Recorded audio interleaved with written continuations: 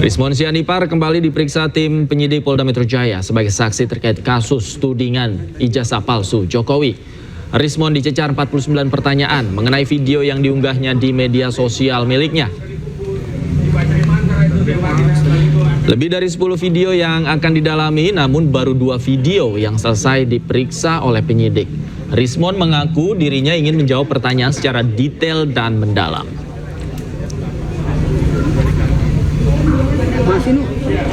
Tadi ada 49 pertanyaan ya terkait dengan video di YouTube saya Bali G Academy dan di akun X saya @sianiparismon ya.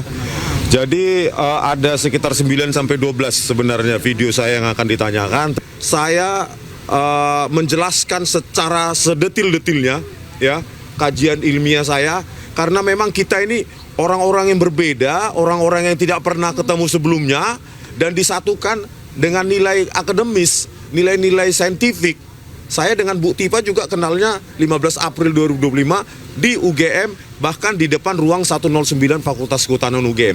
Tetapi kita dipertemukan dengan nilai saintifik itu. Itulah yang saya jelaskan sedetil-detilnya, sehingga saya hanya jawab hari ini 2 pertanyaan saja. Karena saya merasa saya harus menjelaskan sedetil-detilnya, bahkan tadi ada ini bagian tulisan saya menjadi bagian buku Jokowi's White Cover, saya print dalam bentuk buku juga dan kami serahkan. Karena saya ingin diberikan kesempatan sebesar-besarnya untuk menjelaskan setenis-tenisnya, gitu.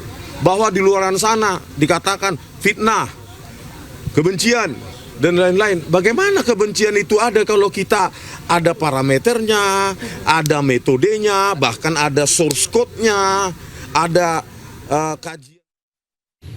Sebelumnya, ahli digital forensik atau terlapor Rismon Sianipar dan 2 terlapor lainnya menjalani pemeriksaan sebagai saksi terlapor terkait kasus tudingan ijazah palsu di Polda Metro Jaya. Ketiganya kompak membawa buku setebal 700 halaman miliknya yang memuat hasil penelitian dan kajian terhadap keaslian ijazah Jokowi.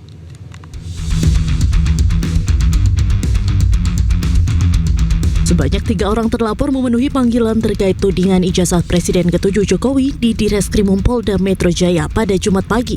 Ketiga terlapor tersebut diantaranya Rismon Hasiolan Sianipar, Michael Sinaga, dan Nurdian Noviansyah Susilo. Mereka kompak membawa buku Jokowi White Paper dan buku penelitian polemik ijazah palsu Jokowi. Sebelum pemeriksaan dimulai, kuasa hukum terlapor Ahmad Khosiduddin menyampaikan pemeriksaan ditargetkan selesai sebelum waktu maghrib. Pemeriksaan hari ini, yakni kami tidak ingin ada pemeriksaan yang melampaui batas-batas ya hak-hak kemanusiaan orang ya, jangan sampai malam. Dan kemarin alhamdulillah sudah dipenuhi, jadi dari 3 saksi yang diperiksa itu semuanya rata-rata sebelum maghrib sudah selesai. Jadi kemarin ada Roy Suryo, ada Rizal Fadila dan Kurnia Triroyani. Dan terhadap ketiganya sebenarnya ada peristiwa-peristiwa yang tidak relevan ditanyakan, dan karena tidak relevan dan karena di KUHP diatur bahwa saksi hanya menerangkan apa yang dia lihat, dia dengar, dan dia alami sendiri, maka sejumlah pertanyaan tidak dijawab. Karena apa? Karena lokus dan tempus deliktinya tidak dihadiri oleh saksi. Mantan model majalah Dewasa Lisa Mariana akui dirinya dapat aliran dana dari Ridwan Kamil terkait dugaan kasus korupsi pengadaan iklan sebuah bank. Hal itu terungkap usai Lisa diperiksa oleh KPK.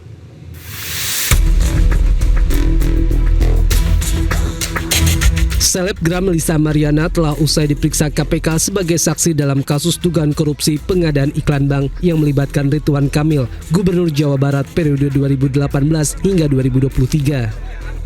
Pemeriksaan Lisa berlangsung dari Jumat siang sekitar pukul 11.30 hingga Jumat sore sekitar pukul 16:28 waktu Indonesia Barat. Usai diperiksa, Lisa ungkap dirinya mendapat aliran dana dari Ridwan Kamil. Saya menjadi saksi pemeriksaan Bank BJB. Iya, Ridwan Kamil ya. Ridwan Kamil. Aliran dana aja. Ya. Saya nggak hitung sih ya. Tapi sekitar 2 jam saya di dalam. Iya kan buat anak saya. Benar. Berapa banyak dan berapa? Ya saya tidak bisa sebut nominalnya ya. Meski enggan menyebut jumlah dana yang diterima, Lisa menyatakan pemeriksaan berjalan lancar. Sebelumnya, KPK telah menetapkan 5 orang tersangka dalam kasus dugaan korupsi pengadaan iklan bank yang menyebabkan kerugian negara mencapai 222 miliar rupiah. Tim Liputan iNews melaporkan. KPK merilis hasil operasi tangkap tangan yang menjerat Wamenaker Emmanuel Ebenezer. Noel mengenakan rompi oranye tak kuasa menahan air mata di hadapan awak media.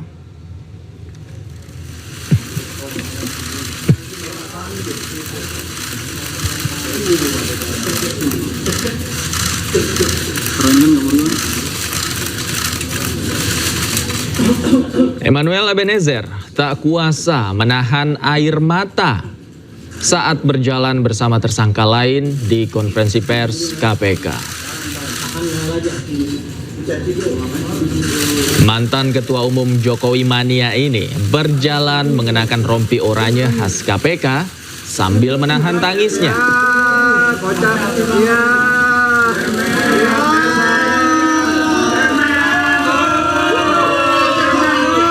KPK menjadikan Ebenezer sebagai tersangka karena terbukti menerima uang 3 miliar rupiah dalam dugaan pemerasan pengurusan sertifikasi keselamatan dan kesehatan kerja. Total ada 14 orang yang ditangkap KPK dalam operasi tangkap tangan di Jakarta. Dalam operasi senyap ini, KPK juga menyita 15 unit mobil, 7 sepeda motor, dan uang miliaran rupiah.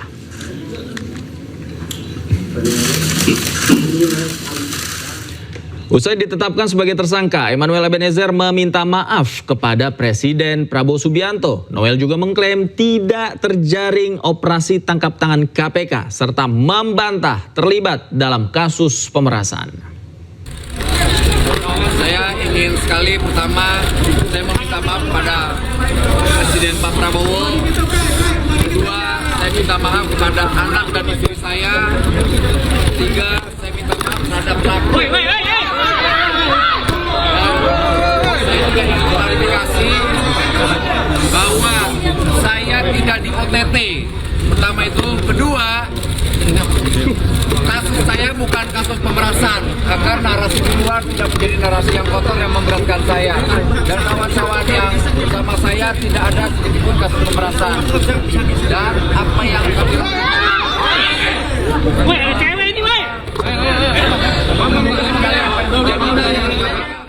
Dan pemirsa, untuk mengetahui situasi terkini di Gedung Merah Putih KPK Jakarta terkait penetapan tersangka Emmanuel Ebenezer, kami telah terhubung dan rekan kami Amrina Rida di sana. Selamat malam, Amrina, apakah betul Ebenezer menyangkal dirinya terlibat OTT KPK dan tadi juga sempat menangis, Amrina?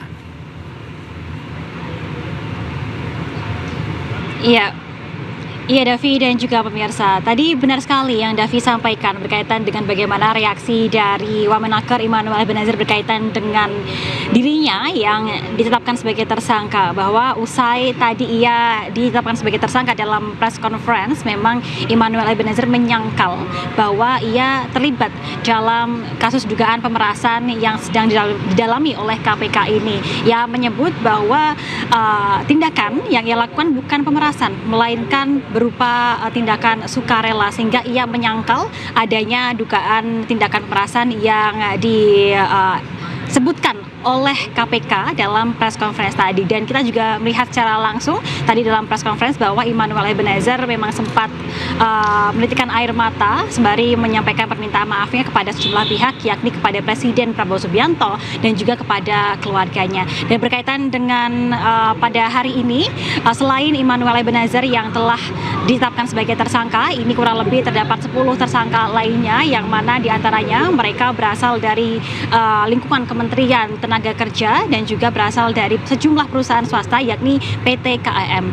Dan 11 tersangka ini telah ditahan di rumah tahanan cabang KPK Gedung Merah Putih, ditahan kurang lebih selama 20 hari ke depan, mulai pada hari ini tanggal 22 Agustus 2025 hingga nanti pada tanggal 10 September 2025. Dari pihak KPK menyampaikan bahwa penahanan yang dilakukan terhadap 11 tersangka ini dilakukan dikarenakan nantinya akan dilakukan pendalaman dan juga pemeriksaan lebih lanjut untuk nantinya bisa menggali berkaitan dengan kasus dugaan pemerasan di lingkungan Kementerian Tenaga Kerja ini.